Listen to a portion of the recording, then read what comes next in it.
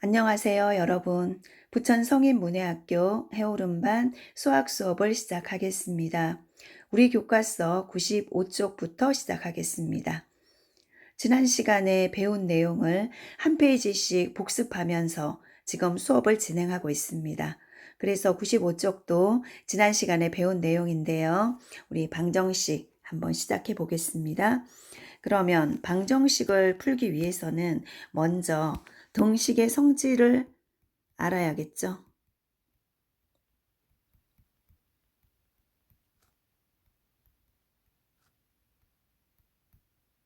첫 번째, 등식의 양변에 같은 수를 더하여도 등식은 성립한다. 등식의 양변에 같은 수를 더할 수 있다. 두 번째, 등식의 양변에 같은 수를 빼도 등식은 성립한다.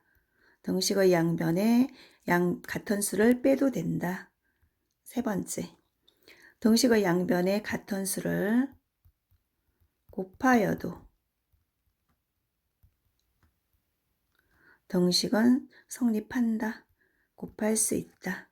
네 번째, 등식의 양변에 같은 수를 나누어도 등식은 성립하는데요. 이때 반드시 0이 조건이 붙죠. 0이 아닌 같은 수라야 합니다. 나눗셈에서는 0이 아닌 같은 수를 더하여도 등식은 성립한다. 네, 0이 아닌 같은 수를 로가 되겠죠? 네, 럴이 아니라 로 나누어도 등식은 성립한다. 이렇게 등식의 성질을 이용해서 이제 방정식을 풀 수 있는데요. 1번부터 보겠습니다. 네, 제가 문제를 조금 간격을 띄워서 다시 한번 쓰겠습니다. x 플러스 8는 15 이렇게 띄웠어요. 그러면 우리 등식의 성질을 이용해서 x의 값을 구하는데 이것을 방정식을 푼다라고 얘기하죠. 그러면 x의 값을 구하는 것이 방정식을 푸는 것인데, 그러면 등호를 기준으로 왼쪽을 좌변이라고 하고 오른쪽을 우변이라고 하죠. 그러면 좌변에는 x만 남아야 해요. 그러면 이 x만 밑으로 내려오면 되겠죠. 그러면 플러스 8이 없어져야 하는데 플러스 8을 없애는 방법은 0이 되게 만들면 되겠죠. 그래서 마이너스 8을 해줍니다. 이때 반드시 등식의 양변에 똑같이 해주죠. 그래서 양변에 마이너스 8을 빼면 x만 남고 플러스 8, 마이너스 8은 0이 되죠. 그래서 x만 내려왔습니다. 그러면 우변에는 15 마이너스 8이죠. 계산해서 오면 7이 되겠네요. 그래서 x는 7 이렇게 해서 방정식을 풀었습니다. x의 값을 구하는 것을 방정식을 푼다라고 얘기를 하고 이때 x의 값을 x의 해라고도 표현을 하죠. x의 해는 7이다. 다음 2번. 네, 여기도 x-60 간격 띄워서 40을 쓰겠습니다. 여기는 등식의 양변에 무엇을 해줘야 x만 남을까요? 마이너스 60을 없애야 되겠죠. 그러면 플러스 60을 하면 0이 되겠죠. 반드시 양변에 똑같이 해줘야 합니다. 그래서 마이너스 60, 플러스 60 없어졌고 x는 우변을 계산하면 100이 되죠. 그래서 x의 해는 100.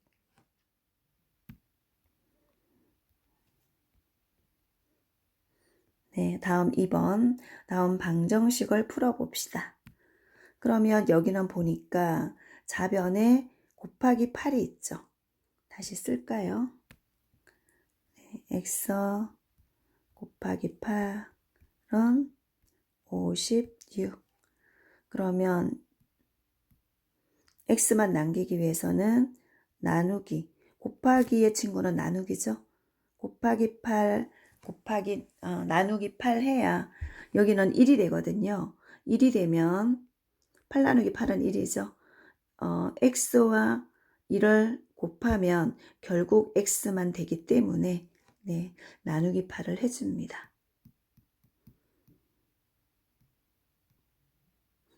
그래서 양변에 똑같이 나누기 8을 해줘야 하죠. 없어지고 x만 남고 좌변에는 그 다음 우변에는 56 나누기 8은 7이 되겠죠. 그래서 x의 해는 7. 다음 2번입니다. 여기는 숫자가 앞에 있어요. 그런데 곱셈은 우리 순서 바꿔도 되기 때문에 x 곱하기 5는 30 이렇게 쓸 수 있습니다. 그럼 x 곱하기 5는 30. 그러면 x만 남기기 위해서는 나누기 5를 해줘야 되겠죠? 양변에 똑같이 해줍니다. 그러면 1이 되고 x만 남고 30 나누기 5는 6이죠. 그래서 x의 해는 6입니다.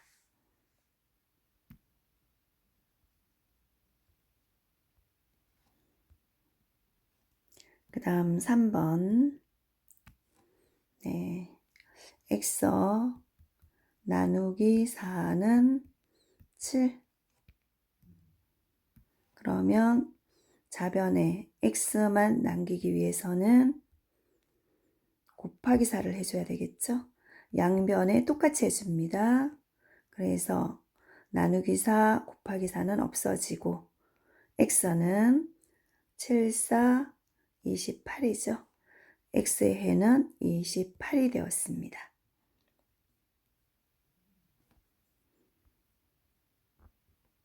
네, 그 다음 4번. x 나누기 12는 4. 그러면 x만 남기기 위해서 나누기 12를 1로 만들어야 되겠죠? 네, 곱하기 12로 합니다. 그러면 나누기 12 곱하기 12는 없어지고 x만 남았어요. 좌변에. 그 다음에 4 곱하기 12는 48이죠. 그래서 x의 값, x의 해는 48.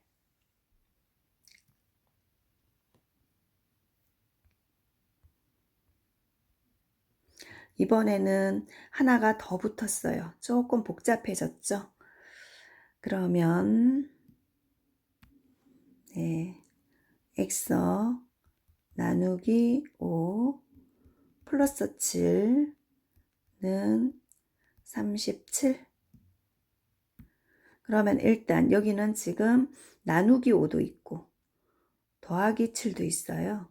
그럼 먼저 뒤에 있는 더하기 7을 없애줘야겠죠. 그래서 빼기 7을 해줍니다. 양변에 똑같이. 그럼 이건 없어지고 이제 x 나누기 5만 남았죠. 그러면 37 빼기 7은 30이네요. 그럼 이번에는 x만 남기기 위해서 나누기 5가 없어져야 되겠죠. 그래서 곱하기 5를 해줍니다. 양변에 똑같이 곱하기 5. 그래서 이것은 없어지고 x는 30 곱하기 5는 3, 5, 15에 0이 하나 있죠. 그럼 붙여주면 x의 값은 150. 즉 x의 해는 150이다. 이렇게 표현합니다. 그 다음 2번.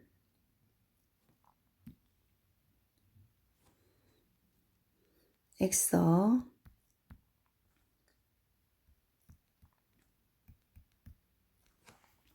네, 잠시만요.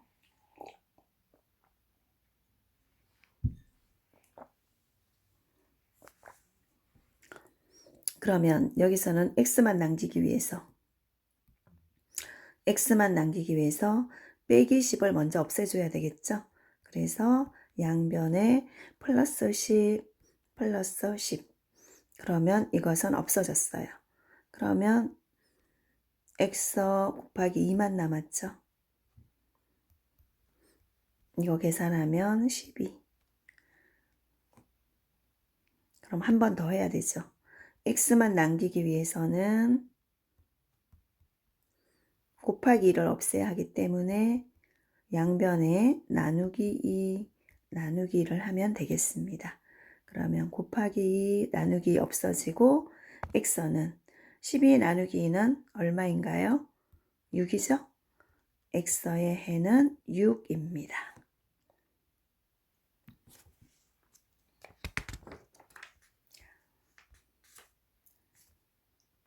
이제 그 다음 쪽 96쪽인데요. 생활 속 수학, 우리 생활하면서 계산을 해야 되는 상황이 생기죠. 그러면 어떤 상황인가 읽어보겠습니다.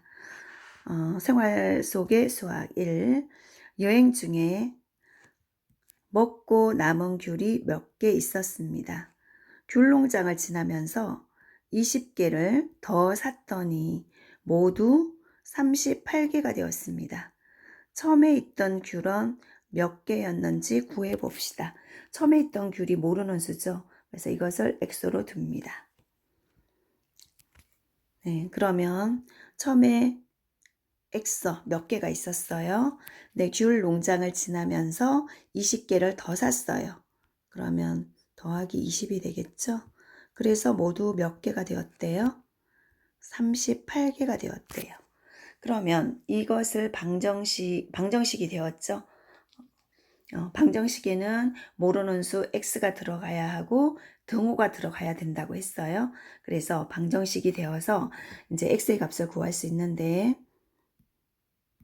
네, 이 x의 값을 구하기 위해서는 좌변에 플러스 20이 없어져야죠. 그래서 마이너스 20. 양변에 똑같이 마이너스 20을 합니다. 없어지고 x만 남았어요. 그러면 우변에는 38 빼기 20이죠. 그러면 18이 되겠네요. 그래서 x의 값은 x의 해는 18이다. 처음에 있던 귤은 18개이다 이 말이죠.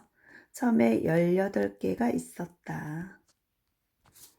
18개가 있었는데 귤농장 지나가다가 20개를 더 샀더니 모두 38개가 되었다. 이런 내용입니다.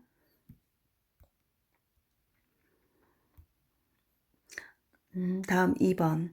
서울에서 부산까지 자동차로 여행을 합니다. 내비게이션에서 서울에서 부산까지의 거리가 520km라고 안내합니다. 서울에서 대전까지의 거리가 165km라고 할 때 남은 거리는 얼마인지 구해 봅시다. 그러면 네, 남은 거리를 물었네요. 어떻게 계산해야 될까요? 남은 거리가 x죠.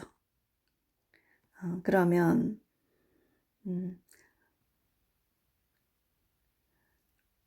서울에서 대전까지의 거리가 얼마라고 했죠?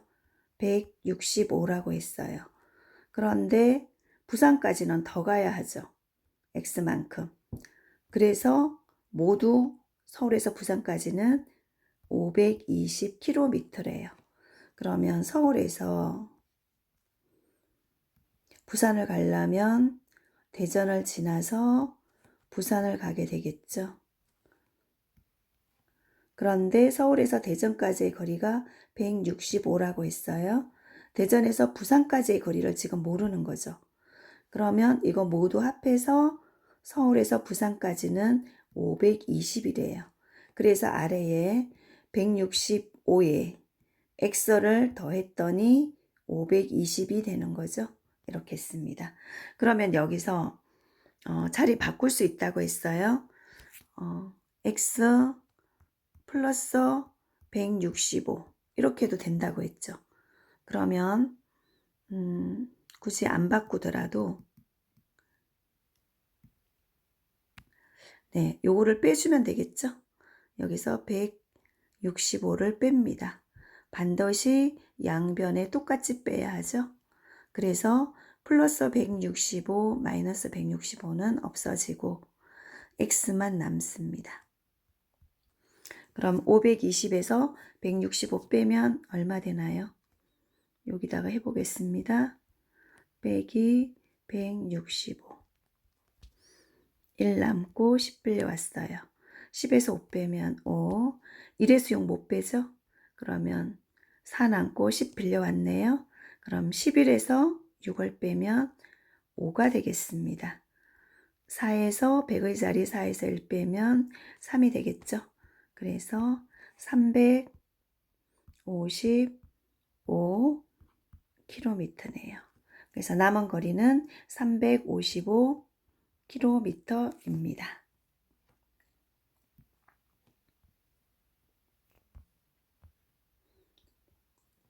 그 다음 3번.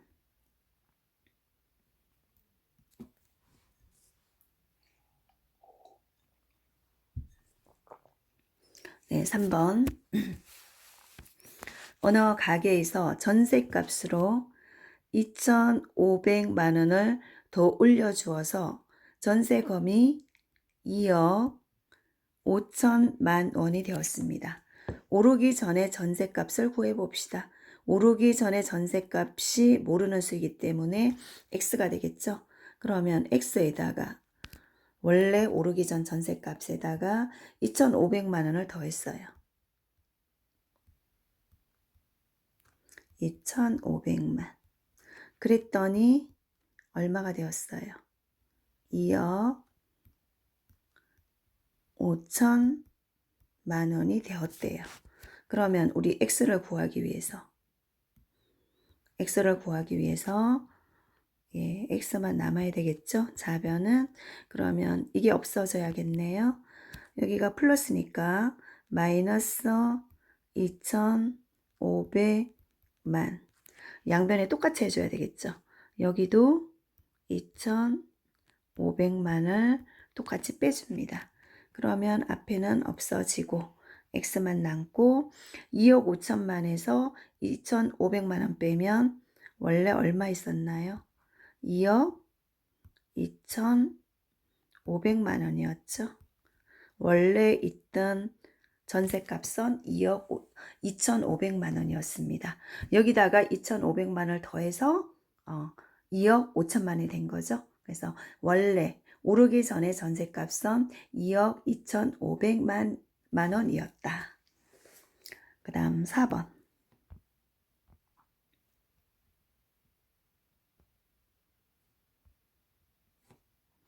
네, 이번 달에 납부해야 할 통신요금, 뭐 전화요금이나 뭐 컴퓨터 통신비 있죠? 인터넷 통신비 뭐 이런 것을 통신요금이라고 하죠. 27,000원이었어요.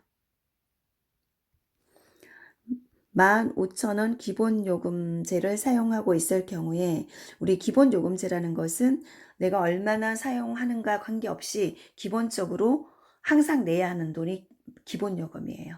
그러면 통신요금이 27,000원인데 기본요금이 15,000원이라는 얘기는 15,000원은 항상 내야 하는 거고 여기서 얼마를 더 사용을 해서 27,000원이 되었을까? 이것을 구하는 거죠. 그래서 15,000원 기본요금제를 사용하고 있을 경우에 이번 달 추가로 내는 요금은 얼마인지 구해봅시다. 그러면 기본요금이 15,000원이었어요. 여기다가 추가로 X1을 더 내겠죠. 그래서 모두 얼마가 되었어요? 27,000원이 되었습니다. 그러면 우리는 이 X를 구해야 하죠. X를 구해야 되는데 그럼 15,000원이 없어져야겠죠. 그래서 여기서 15,000원을 빼면 되겠습니다. 양변에 똑같이. 네. 그러면 플러스 15,000, 마이너스 15,000 없어지고 X만 내려왔죠. 27,000원에서 15,000원 빼니까 12,000원이 추가로 더 사용한 요금이 되겠죠. 추가 요금이 되겠습니다. 엑소는 12,000원 추가 요금이었습니다. 네, 이렇게 해서 우리 생활 속에서도 이렇게 방정식을 이용해서 어떤 통신 요금이라든가 뭐 전셋값이라든가 이런 것을 계산해 볼 수가 있습니다. 네, 오늘은 방정식 여기까지 하겠습니다. 여러분 고생하셨습니다.